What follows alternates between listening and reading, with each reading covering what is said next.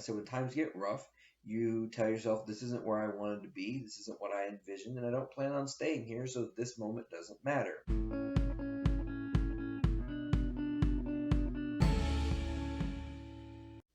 Good day, everybody, and welcome to this week's episode of Monday Morning Moments with Mark. I hope this finds you well.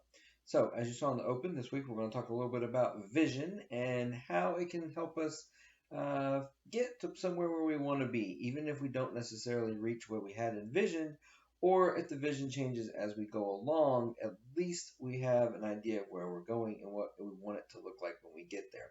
But more on all that here in a minute. First, we always have to have the funniest thing. And the funniest thing that happened this week is I opened my big fat mouth and put my foot in it once again. So, a little bit of background context. My son Michael's girlfriend, Jessica, was one of my Spanish students way back in the day in her early high school. Actually, I think it started in 8th grade. Anyways, that's how long we've known each other now. So, anyways, we were up there visiting them this past weekend, and I did not know that there was anyone else in the house that Michael's currently living in up there. I thought it was just Jessica. So I walk in and to get something out of the house, and I walk back outside, and I said, adios. And as I was getting ready to step out the door, I turned back around and I was going to make a joke, and I was going to say, hey, I know your Spanish isn't too good. That's Spanish for goodbye.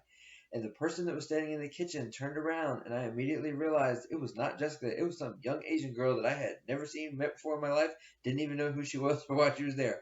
I immediately apologized profusely, and to say the least, that is not the vision I had going for that situation. But it is what it is. And I still stand by this, that I would have had to tell Jessica what adios means. But I guess that makes me a bad Spanish teacher. Anyways, just kidding. So moving on to talk about visions.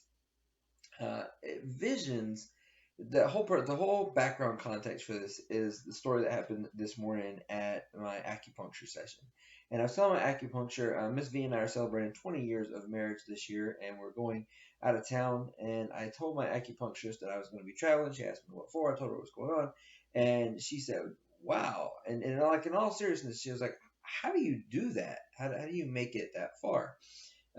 And I said, "Well, to be honest with you, you have to have a 50-year vision and know what that's going to look like when you get to 50, and then you make another one when you get there." And throughout time, when times get rough, you tell yourself, this isn't where I wanted to be, this isn't what I envisioned, and I don't plan on staying here, so this moment doesn't matter. I'm moving forward from here. And you figure out what pieces you need to put together to move back in the direction of what you had envisioned. And when you do the good things that do reinforce the vision that you had, and you recognize that and you get that feeling of moving towards that, then you embrace the good elements of that so that you can recreate it over again and eventually move closer towards that. In acceptance and commitment therapy, a positive psychology strategy, they have the matrix, as we call it, has toward and away moves. And toward moves are obviously things that move you towards your values, goals, and objectives, and away moves move you away from them. Now, in 20 years, I'll be dead honest with you, I've made a lot of away moves, but I've also made a whole lot of toward moves, and I feel like I've made more toward moves than I have away moves, because at 20 years, do I feel like I'm almost halfway to that 50-year vision? To be honest with you, I feel a lot closer to it than way more than halfway. So that's a positive thing moving in that direction. And on the away move side of that, what I will tell you is, regardless of whether we're talking about making it, 50-year marriage, or, doing anything small scale success in your life that you want to do, it doesn't really matter. If you make an away move and it doesn't emotionally or mentally impact you, then you're a liar about what you said you wanted to accomplish. And I'll be the first one to tell you, if it doesn't bother you that you moved away from where you said you wanted to be, then that's not where you really want to be. That's not where your heart truly lies. So you might want to reconsider what your goals and objectives are in that matter.